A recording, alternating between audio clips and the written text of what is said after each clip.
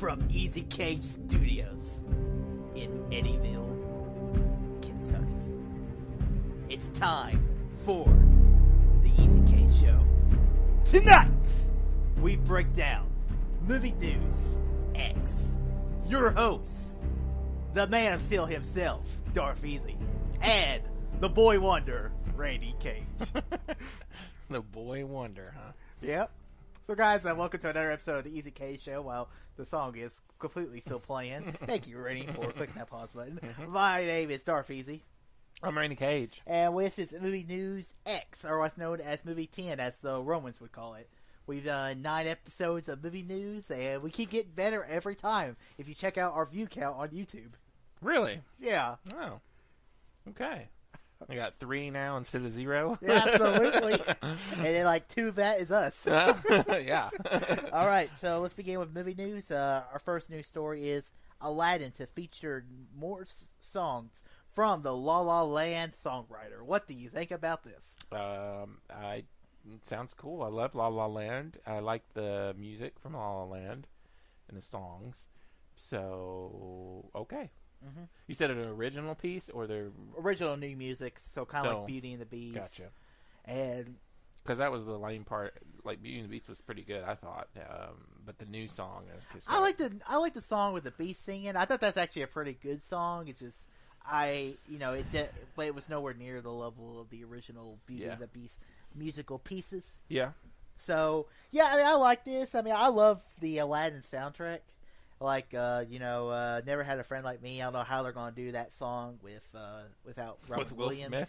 Especially with Will Smith. He'll probably rap it. Yeah, he probably will. If they were going to do that, they should have gotten Lin-Manuel Miranda to do Aladdin. But anyways, but yeah, I don't know. I mean, this could be good. This could be bad. I mean, you never know. I have a more important question. Why is Aladdin and Little Mermaid and Lion King? I don't think Little Mermaid's getting made, really. Why are all these movies getting pretty decent remakes, keeping the story, keeping a lot of the songs? And then Mulan, they change everything. No music, no main villain. I saw a news story not that long ago saying that Mulan is going to have music. Well, it better. I want to see that story because everything I've heard, Mulan sounds horrible. Sounds like they're giving it the Maleficent treatment. Well, here's the thing.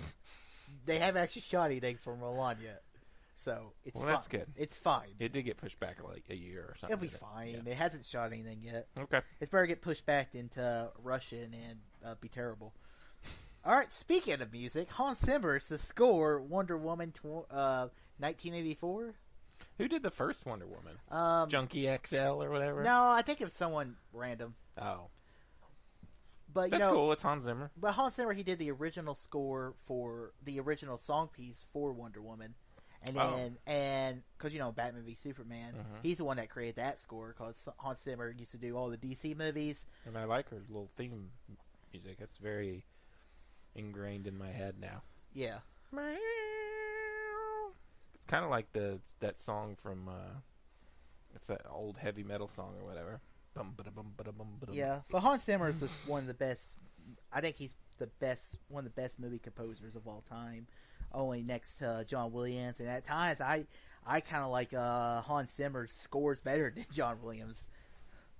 Like, just music for me. I mean, I know I'm more of a score guy than you are, but a score can make or break a movie. It really can, and it just sometimes you hear these great scores, and it just make the movies come alive. I like listening to scores sometimes, and I like Hans Zimmer, so that's cool. Yeah.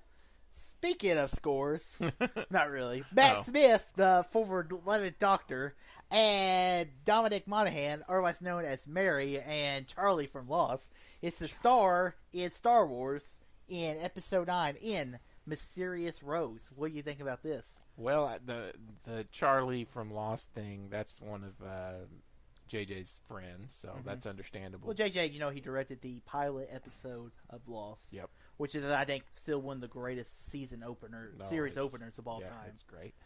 And didn't he produce that show for this whole time? Yeah, right? Well, he produced it, and he's like, okay, I don't know how the fuck this is. I'm going to get away from this shit. But yeah, he is all about putting his friends in his movies. So, and I like that guy, so that's pretty cool. Matt Smith, I don't know him a whole lot. Well, you watch The Crown. Yeah, he's good in The Crown. Isn't he like from Doctor Who or something? Yes, I said the opening news story about this. The former 11th Doctor.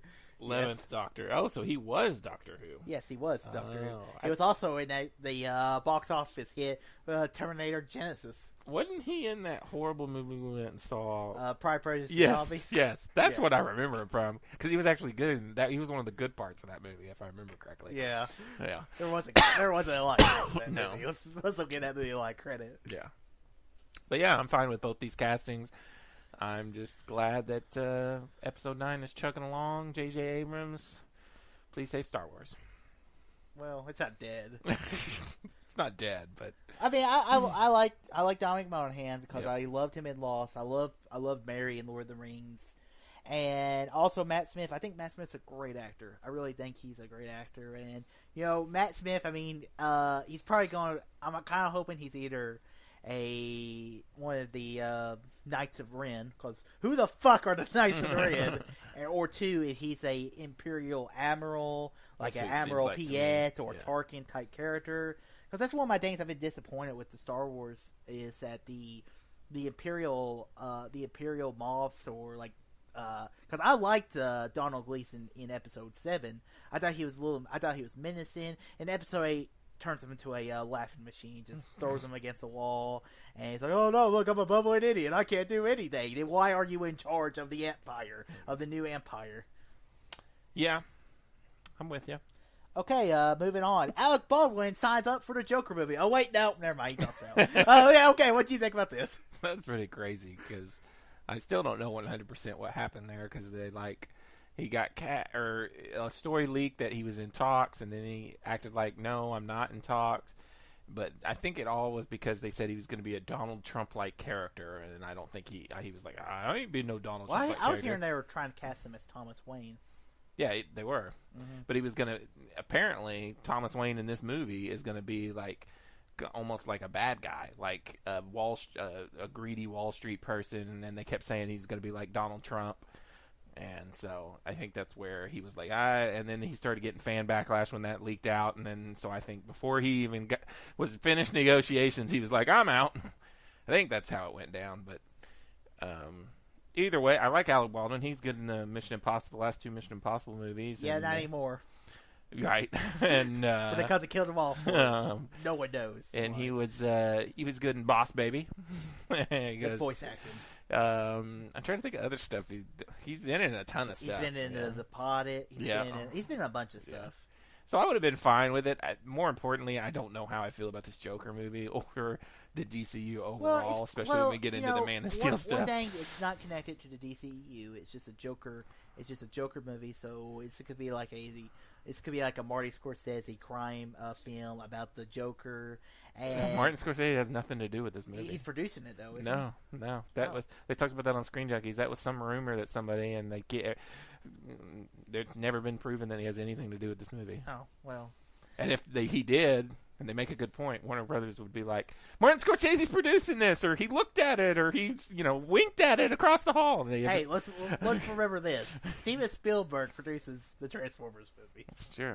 So. And just because somebody produces something does not mean it's going to be as good as the person. But if this movie is made in a Goodfellas kind of mindset, exploring like the crime families, seeing the Joker go into these crime things going around Gotham. It could be interesting. Who's playing Joker? Joaquin Phoenix. Which I and he said he read the script and it gave him nightmares or something. Mm-hmm. So that's promising. Yeah, Joaquin Phoenix. I mean, you look at either like Gladiator, you look at Walk the Line. He is just incredible. I mean, he's just a great actor. So. And then if it sucks, oh well, because it has nothing to do with anything. So yeah.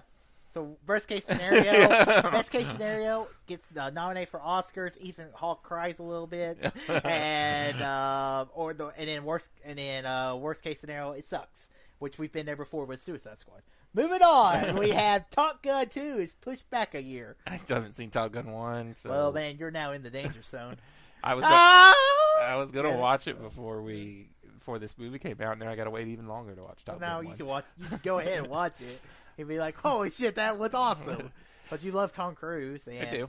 I bet next year, if Tom Cruise has a movie out, we'll probably do a top 10 Tom Cruise list. Well, then I'll have to watch Top Gun. Yeah. Yeah. All right. Moving on. You don't have anything to say about it getting pushed back a year? Well, I mean, one good thing about it is it gives them a little more time to work on the scripts, gives them more time to get the actors all together. So movies getting pushed back a year, there's not a red flag or anything because they haven't really started shooting the movie yet. I think they were under pre-production. So, be honest with you, it's not that big of a deal. I heard it was something to do with the special effects or something. They need more time for special effects. Well, so. I don't know. All right, moving on. Burt Reynolds passes away. What do you think about that? I'm not a big Burt Reynolds fan. I've never seen any of his classic movies. I know he's a big movie star in the late 70s, early 80s. The one that I always keep meaning to watch, that Smokey the Bandit? Yeah, that everybody tells me is his best movie, but I've never seen it. So yeah, I've never seen a Burt Reynolds movie either. But he's an icon in Hollywood. Yeah, and he hadn't filmed his scenes for the new Tarantino movie. He was going to be in the new Tarantino movies. He hadn't filmed his scenes yet, so they're going to have to recast the role. It sucks. Well, he'd been good in that probably. Yeah. So, but yeah, Burt Reynolds. I mean, sorry to see you go, man. Yeah. All right, moving on. Rebecca Ferguson in talks to join Denis Villeneuve's Dune. What do you think about this? Have you ever seen Dune? No. Me neither. But I love Rebecca Ferguson. Yeah. And Denis Villeneuve makes some pretty looking movies. So some pretty great movies that end up with the number one on Darth Vader's on best movies of the year. When I was reading about Dune, it definitely sounds like my cup of tea. Mm-hmm. So maybe finally I can be a big Denis Villeneuve fan like you. Maybe this will be the one. But I like Rebecca Ferguson. The last two Mission Impossibles, the first actress to come back to be in the Mission Impossible movie, other than Michelle Monaghan. But come on. And then the other thing about it is I also liked her in The Greatest Showman. I thought she sang it. This is something different for her, and I also she was in that one Alien knockoff last year. Remember the one with Ryan Gosling and Jake Gyllenhaal? Oh yeah, I forgot about Life. Yeah, she I was actually in that liked too. that movie pretty. I thought it was okay. Yeah, I don't ever want to watch a movie again. No, but me neither. but it was like, you know what, that was a good ripoff. Yeah. All right, our final news story and our kind of theme of the episode is Henry Cavill is maybe out as Superman. Okay. What do you think about that? The crazy part is, I read all this stuff yesterday. What I think, if he is truly out, I'm upset because I think he's a great Superman. Like we were talking about before we started this podcast, Man of Steel I really like. It got me into Superman because I'm not a big fan of Superman. So if it's true, if it's true, I will be sad because even if the supposed Michael B. Jordan being Superman is a thing, I'm still going to be sad because he's been towing the line, since the beginning of the DCEU. My thing is, it's one of two things. It's either they wanted him to apparently cameo in Shazam, and he apparently turned it down because of money reasons or whatever. I think probably what it was he was like, I'll cameo in Shazam, but he's like, where's Man of Steel 2? I'm ready for my own movie again. It's been 6 years. And then they were like, we're not going to do that right now. We're focusing on female-led movies, Supergirl, which is insane and whatever.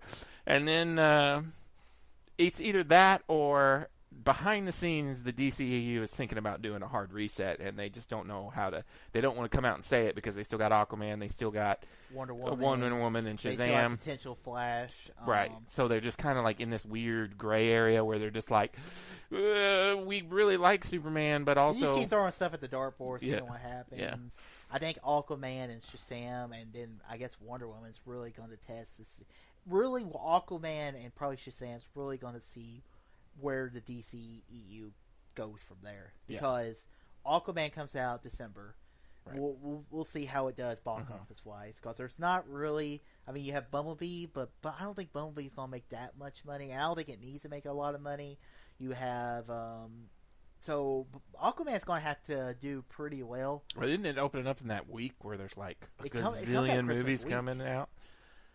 I don't know. I hope it does good, and I hope it's a good movie. I hope it's Lord of the Rings and Water. Yeah. Shazam, I think Shazam looks good. Yeah, it could be. And it could be a really fun, lighthearted DC movie. And then Wonder Woman comes out in November.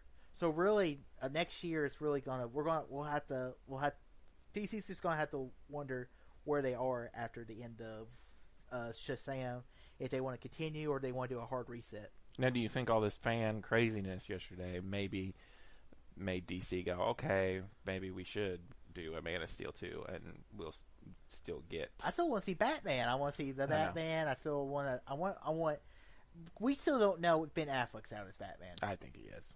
But we don't know. He's in freaking AA again or whatever. He's like in rehab.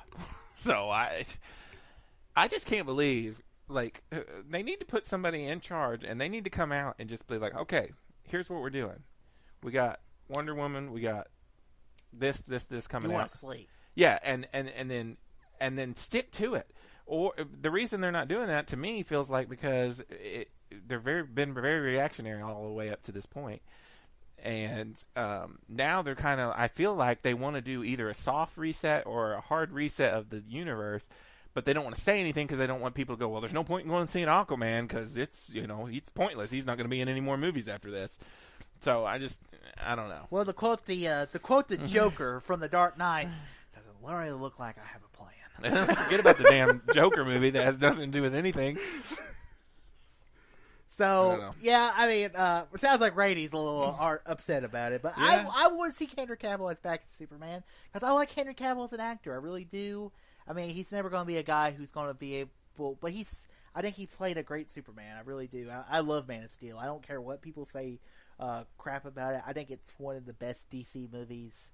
I think it's one of the best DC origin stories, and I love Man of Steel. That's all I'm going to say about that. So, guys, that ends episode 37 of the Easy K Show. Make sure you follow us on YouTube at our own separate YouTube accounts. And also make sure you subscribe to us on iTunes, rate and review, and make sure you subscribe to us on Spotify. So, guys, until next time, all too easy. Peace out.